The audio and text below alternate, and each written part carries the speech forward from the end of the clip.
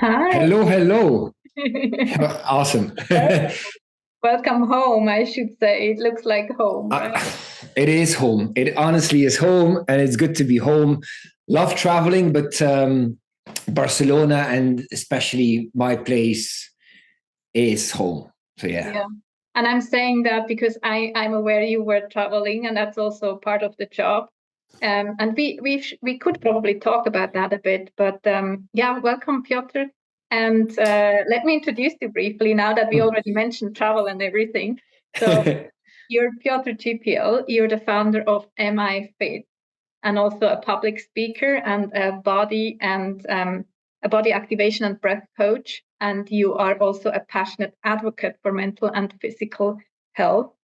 You grew up between Belgium and Poland, I think, and then moved to Ireland, where you had a so-called successful career in management in the retail business, until you got diagnosed with cancer in 2012. And the healing journey that followed brought about a big shift in your life. You changed the industry and entered fitness and health, and you eventually founded MiFit. And today you coach people on their own transformative journey in one-on-one sessions, but then also in retreats in person. And these retreats happen around the globe between Central America, South Africa, different locations in Europe, you name it. But as you said, and as we see, your hub, your creative hub, as you, I think, sometimes call it, your home is Barcelona in Spain, where you live with your partner and your dog, Diamante, right? So, a very warm welcome to this episode of Many First Conversations, where we talk about first time, but also other life experiences that have taught us something or inspired us in a specific way. Are you good to go? I am indeed. Thank you so much for the introduction. I loved it. I feel like there's nothing else to add to it. I think you've squeezed out everything from each chapter of my life. So thank you so much for introducing me. And absolutely, we are good to go.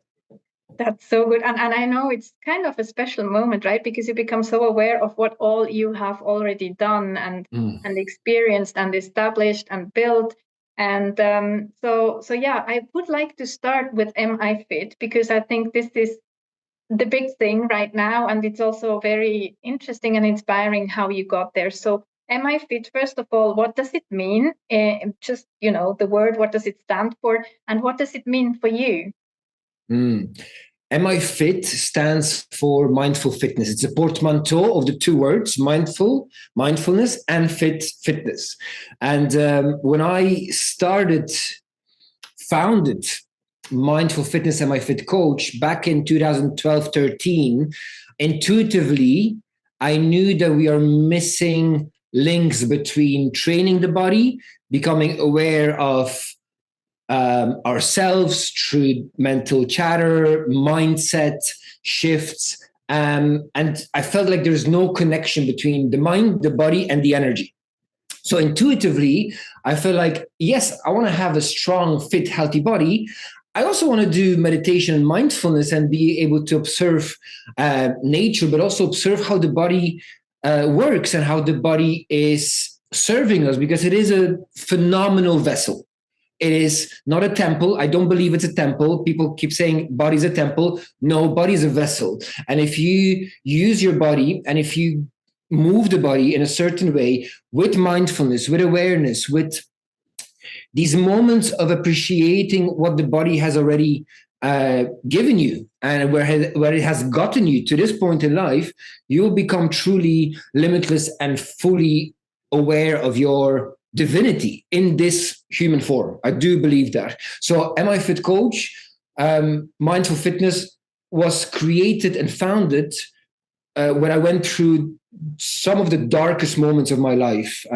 As you mentioned about the diagnosis and the cancer journey, I really wanted to connect and feel that I can both train the body to feel good in the body and also connect with the awareness behind it all and the mindfulness, the non-judgmental, the full embodiment of a light and love and darkness that we all are. So that's exactly how it all started. And it's been now a good few years and plenty of clients that I was able to impact with MiFit, with mindful fitness. And also, if you think about it, MiFit, it's not only the portmanteau, but actually it's almost like you're asking yourself a question: Am I fit? Yeah. Am I fit? Yes, it is, right? And it's so beautiful as well to see that there's no comparison between your fitness and my fitness. It's more of a understanding that fitness is such a beautiful broad term, and even a walk in nature is fitness. Just becoming more aware what the body can do and how you can push it to get out of comfort zones into a bit of discomfort, so that the body can adapt to the discomfort that then becomes a comfort. And then again, discomfort comes into comfort. And I love this. I love it because it's like we constantly are in a state of comfort, but it's just all about just kind of pushing a little bit past, so that the discomfort, which will be growth and understanding and awareness, will actually feel that we are outgrowing the person that we were 10 years ago, 15 years ago, maybe even a month ago. Very nice. So many things make me so curious. I mean, one thing you mentioned is intuitively, right? You went about intuitively.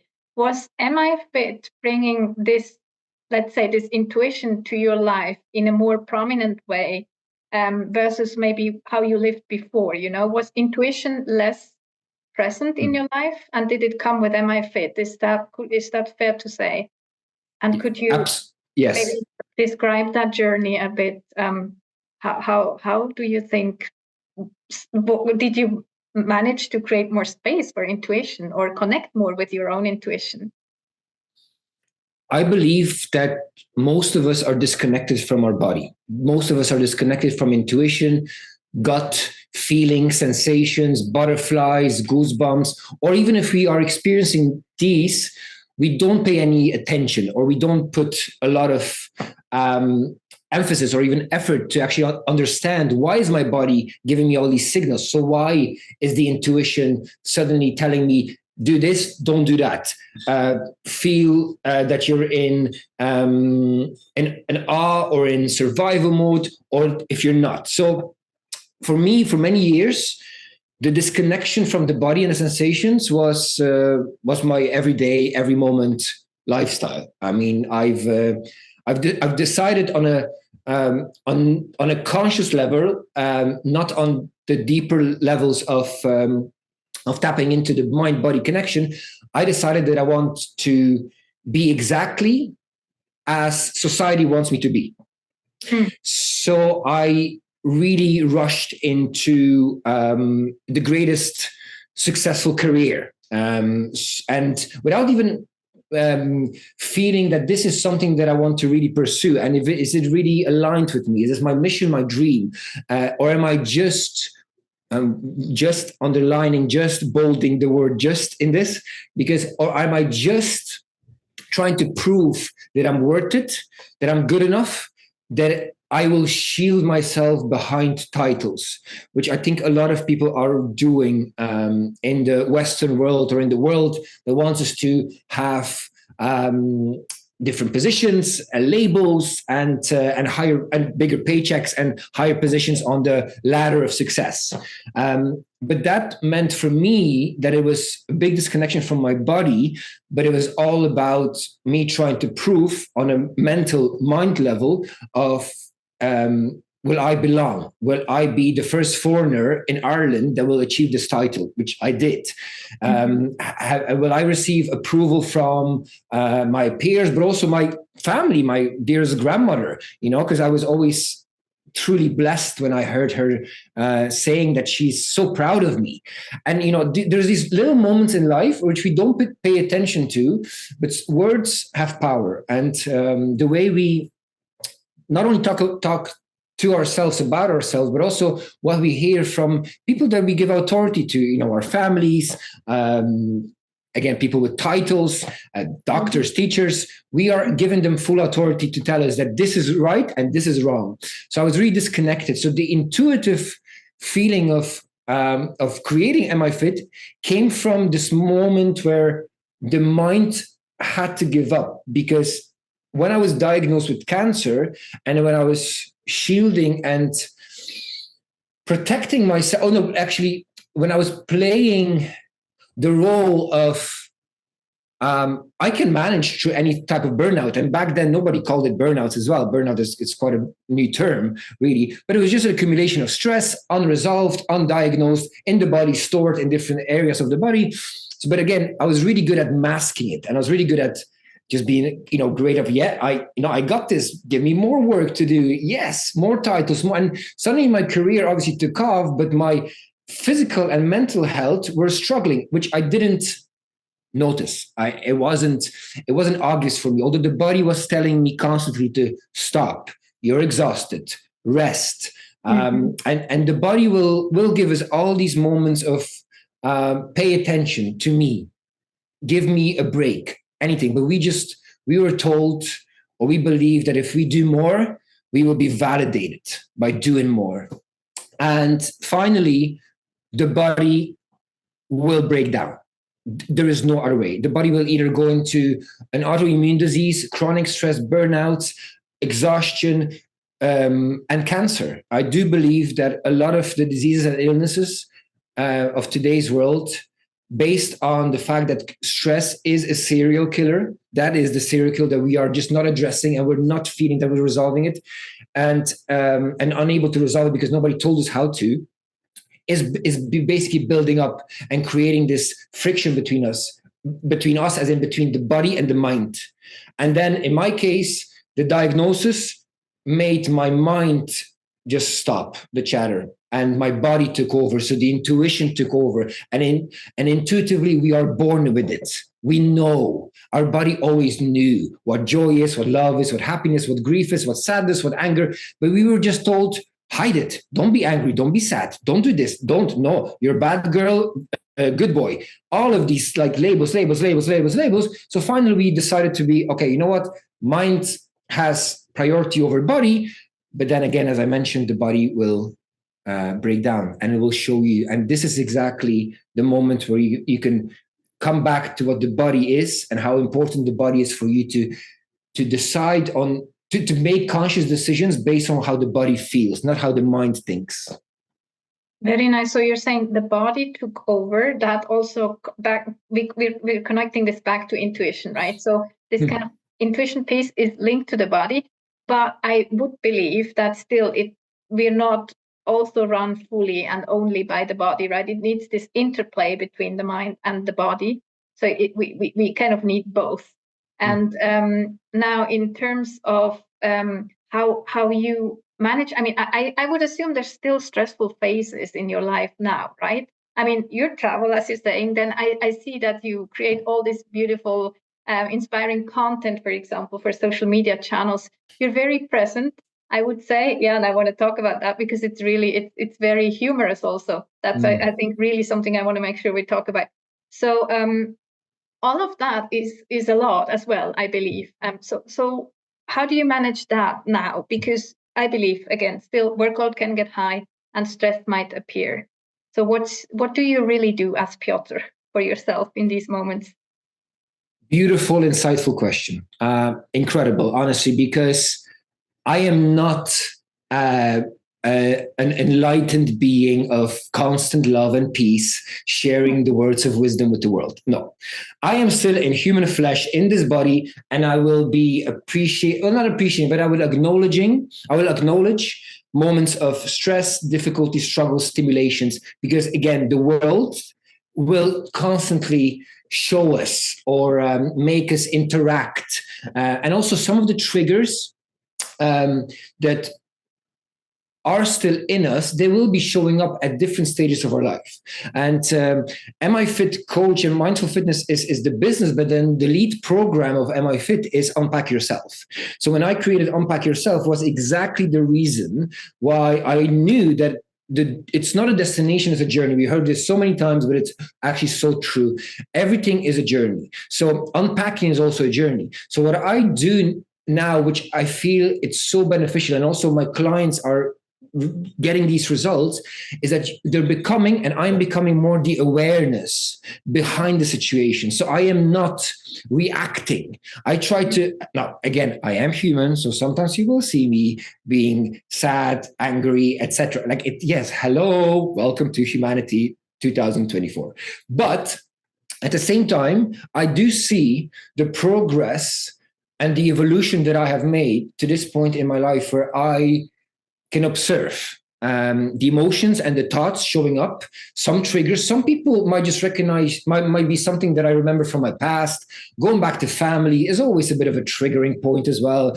But the moment of understanding that you are the awareness behind all your thoughts and all your actions, and you can slow down and stop and feel for a moment, hold on a second, am I here to react, or am I just in a funny way, what you mentioned as well, in a funny way to observe how life is unfolding for me, and how I play this game where how would I have reacted 10 years ago, 5 years ago, last year, and today? And I always have this incredible sight and this view of, wow, this is true evolution, where I know exactly how I would have reacted 5 years ago, 10 years ago, but today I decide, because you can always decide how you react and how you are showing up in this world. So it's just a beautiful moment of understanding that, yes, we're spiritual beings having a human experience, but at the same time, the mind is taken over. Am I listening to my heart? What's going on with my gut? So there's this beautiful, I call it dance. I do call it dance between the mind and the body and the body and the mind. It's a dance where if you start really playing with it and be joyful and playful with it, all of it, your beingness will just give you so much clarity and so much love for the consciousness that you are every day becoming. Yeah, and I'm so glad you mentioned dance, because dance and music is also something that I think you express. We can see that also on your social media channels as a very important part. And yeah, exactly. So this playfulness. I mean, I would like to ask or stick a bit with this journey that 10 years ago, 5 years ago, 1 year ago, today. Is there a specific example you could give us of something that you know that you did in a totally different way 10 years ago? Could you share? Absolutely, I could. I mean, I just came back from South Africa, and the connection flight was in Zurich, in Switzerland, and I only had 35 minutes to make it from the plane to the boarding gate, and I could see within me how the energy was just building up. Especially that I'm still on the plane, the flight is arriving to the airport. And my mind was straight away giving me all these worries and thoughts and anxiety and overwhelm. And how will you make it? You won't make it. But then, I started to play this game of literally asking myself, but what else can I do right now? I mean, what can I physically do? Is this in my control or is this out of my control? Yeah. Because when I'm on the plane, when the doors are still shut, it's out of my control. I'm not gonna give out to the beautiful cabin crew that what's happening. Why are you not stopping the plane? I need to get out, because that's not gonna work. It's pointless. That's what I mean by becoming the awareness. Because if you become the awareness and you start questioning all your thoughts, it just becomes actually fun and silly. Yeah, how you would have thought, yes, I'm in control and I can do this. And a lot of people are stressing up and building up that stress, and then suddenly they're reacting to other people that have nothing to do with the current situation. So throughout this entire experience, as the flight has landed, and then suddenly we had to leave the flight row by row, and I was like, okay, so the door is now open, and I'm still on the plane. But then, of course, suddenly the human side of Piotr came out, and I asked the two ladies in front of me, sorry, could we, literally, this is exactly how I it's not exaggerating, this is exactly how I reacted. I was like, could we make it faster to the door because I have a connection flight? To which everyone replied back to me, so do we. And of course, so straight away I thought, of course you do, but then my flight is in 30 minutes. All the other connection flights, because you could see it on the screen, were 45 minutes, an hour later. So straight away I was like, I should have priority because my flight is in 35 minutes. Yeah. But then I thought, you know what? I'm just going to give up. I mean, it is what it is. And let's just, enjoy. Let's thank the cabin crew for their service throughout the flight. So I left, went over to security.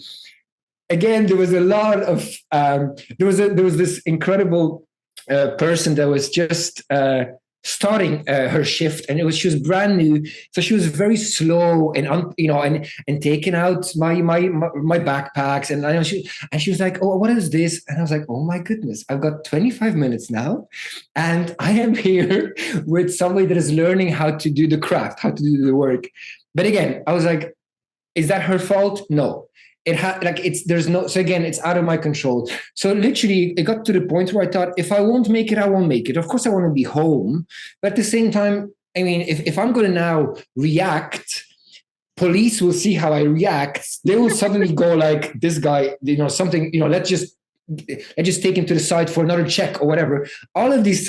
And yeah, my mind is super powerful. I believe everyone's mind is powerful, but my mind just goes into scenario scripts, and I can see straight away a different place of how this could go.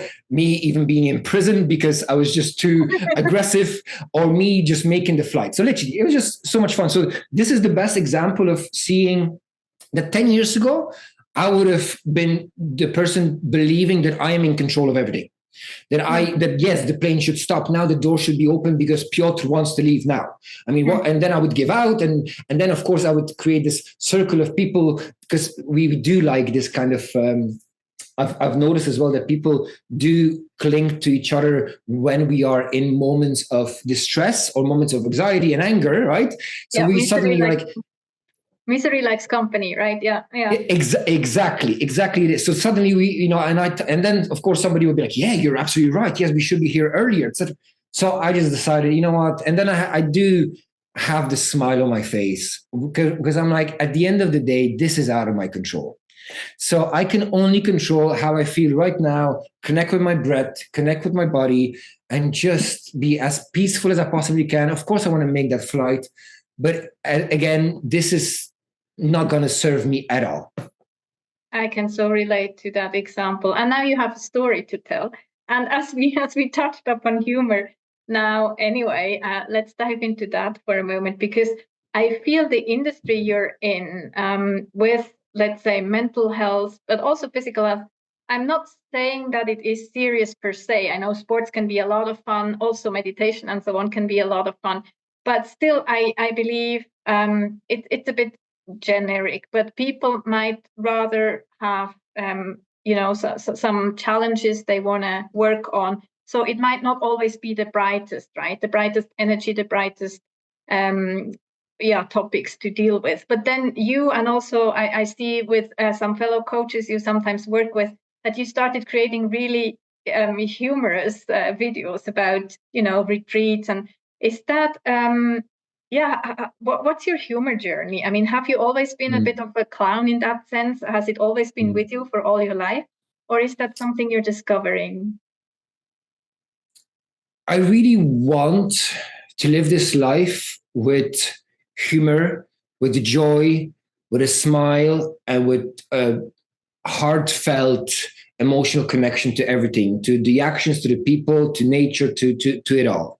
Because I do believe that I serve my younger self initially, and that's how I also attract all my other clients, because I'm being very authentic, very relatable, very kind, but also very much in the moment of saying to people that if I don't know something, I don't know. Like, I'm very honest about it, but also with that glimpse of fun and joy, because we are taking this life very seriously.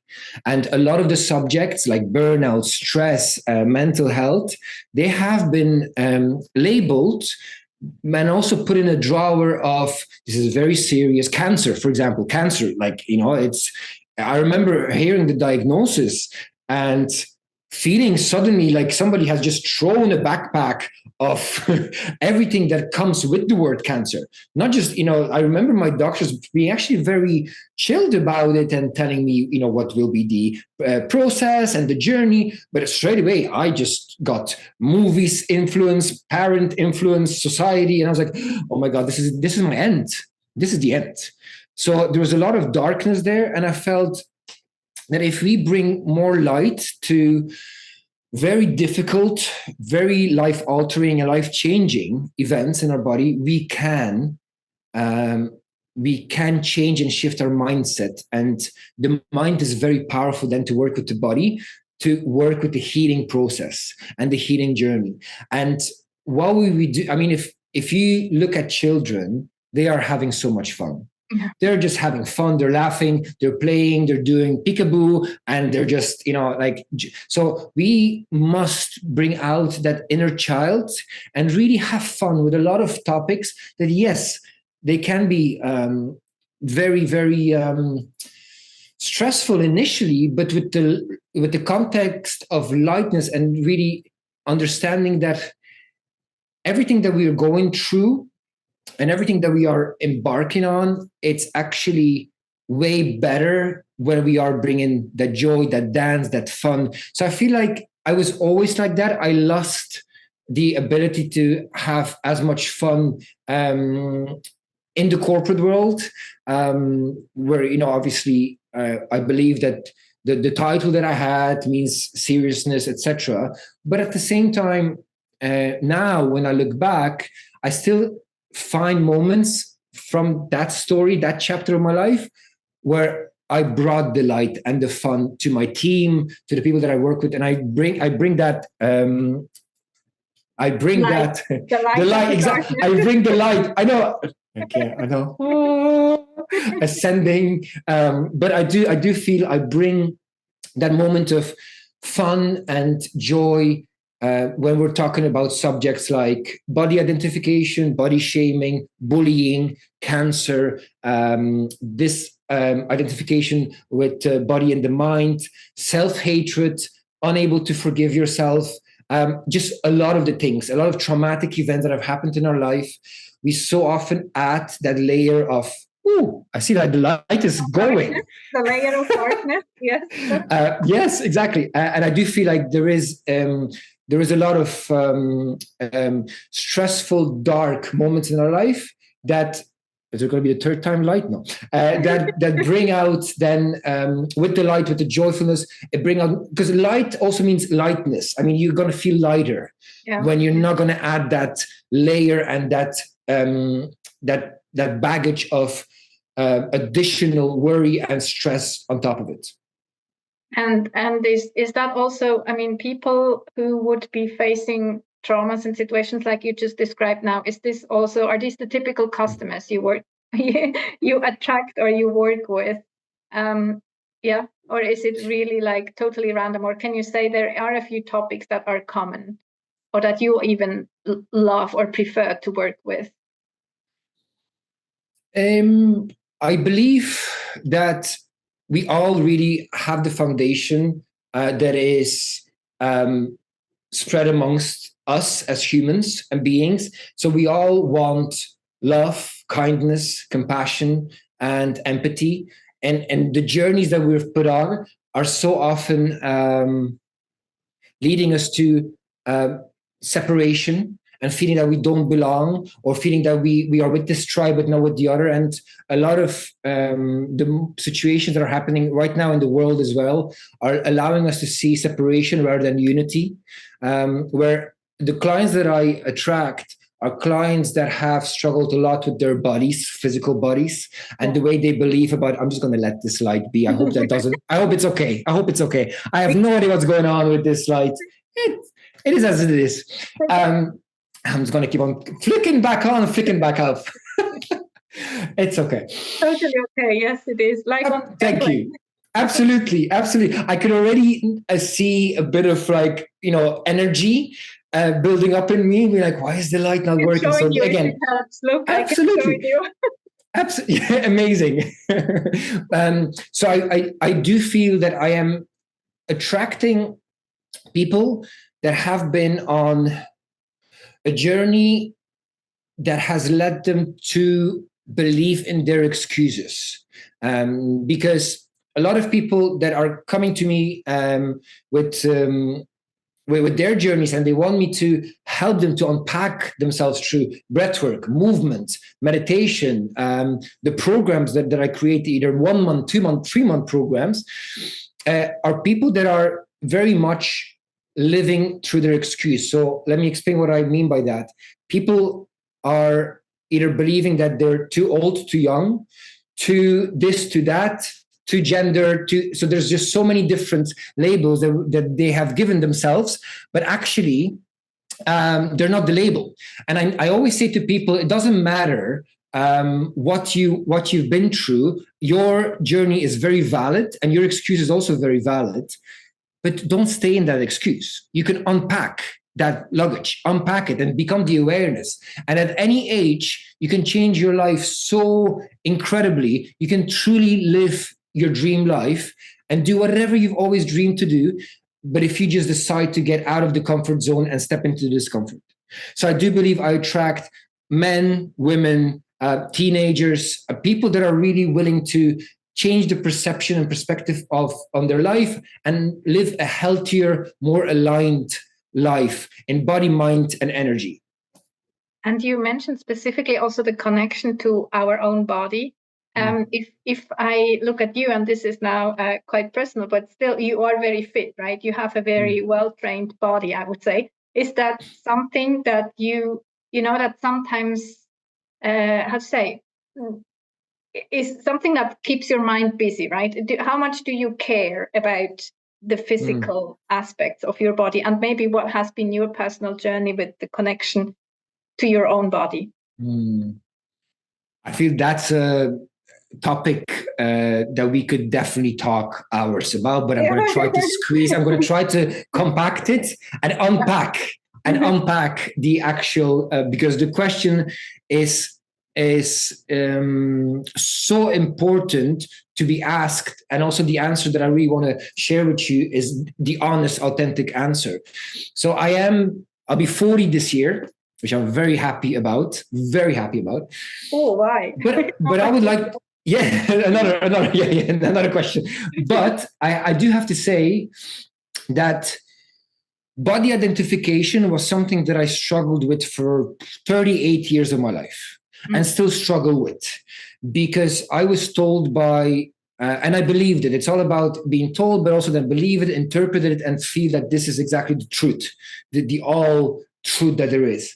I was told by magazines, the media, that if you want to feel like you belong, tribal, whatever, you must have this body, right? And I feel like we all, female, male, all of us struggle with this, that someone once showed us an image, and then they were just magnifying and bringing that image up and up and up and up, and we were literally hypnotized by that image. We're like, yeah, this is, so I am not that, because my body doesn't look like that.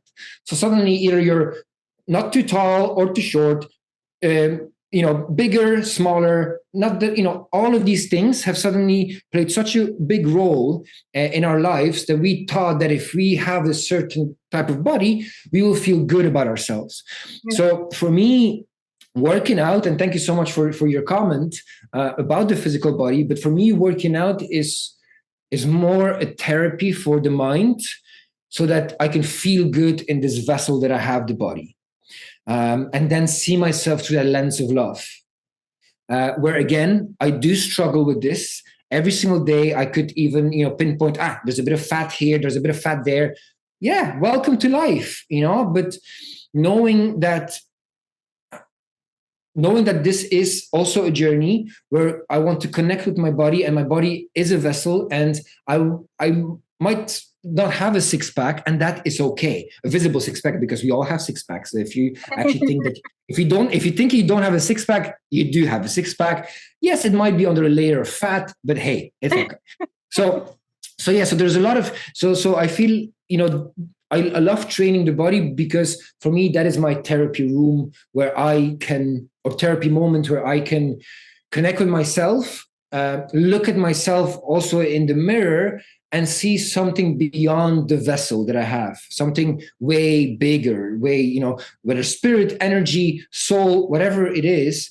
I do feel like I've definitely stepped out of the previous self-hatred, dislike for certain body parts, for myself as a whole. And now I feel like, you know what? I am here, and it is a journey, and what I can do is bring the physical aspect to my life. So train, move the body, be in nature, do a strength training session, cardio session, run, cycle, swim, all of these I love, but also be very kind to the body, because then your mind straight away, your mind is very good at grasping on the words that you use to talk to yourself. So if you say, I'm fat, I am not this, I'm that, the mind will register that.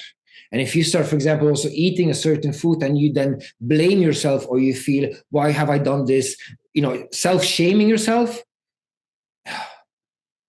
It's again, stress rises. And what happens then is obviously cortisol is on the rise, but also the body is so clever. If you're in a state of stress, the body will hold on to body fat even more than it's needed, because it will believe that maybe you're stressed because of no food in the area like you had in your primal times.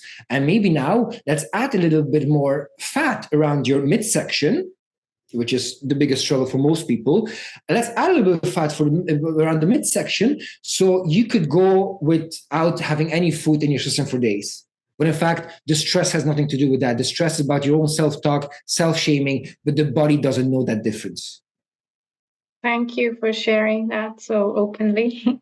And it's interesting, as you're talking about the body, I became so aware of the poster you have behind yourself with the body. Seeing it, you're really right, this amazing, this miracle. What all is inside of us. I know, as you said, we could talk for hours, and I know we could, but to close it for today, I always like to wrap it up also in a light way. So now that we have your light on, first times, right? I'm not sure if we have used the word at all yet or not in our conversation right now, but could you pick one of the first time experiences from maybe your recent past, your recent first time experience, and just 1 or 2 or 3, 4 sentences about it? I'll give a broader answer. Mm-hmm. I really like to find first time understandings, experiences, and a lot of the mundane everyday stuff. So if I go for a walk, I like to even get lost in a street and for the first time see something that I haven't seen before. If I chat with a person, I'm very interested in who they are, what their mission purpose is, what lights them up, what doesn't, because that always feels like a first time as well, to ask these kind of questions where you're receiving such squeezed out answers that you can see how the light in the person's eye is just lighting up. So for me, I could give you plenty of examples of first times that had a massive impact on who I am today and what I'm constantly becoming. But I feel like finding moments every single day where I'm becoming curious. I wanted 2024 to be a year of curiosity, permission to be really curious. And I feel like if you give yourself that allowance of enjoying life, a walk with your dog, or be in the sea, observe people and see them almost like a first time, or be in it first time, will give you so much permission to be way more than you ever could have thought of, to be in this skin, in this body, in this place where you live, because you'll become really able to see and witness how everyone's living their life, how nature works, how the mind is like the sky, so there's just so many beautiful things. When you start being more aware of it, then every single moment and encounter of you with an experience, a person, nature, will be a first time. That's so beautiful. Thank you very much for these very nice closing words. And I can see the curiosity you have about what the 40s may bring in your life. All the best to you, Piotr. And thank you so much for joining us today. You're very, very welcome. Thank you so much. I'm truly blessed and grateful to be part of your life, and also part of your community now as well. If anyone wants to send me a message, connect with me, please feel free to do so. I always like to see where we all can meet for the first time. Oh, that's so beautiful. Thank you so much, Piotr. Very welcome. Thank you. Thank you. Bye now. Thank you.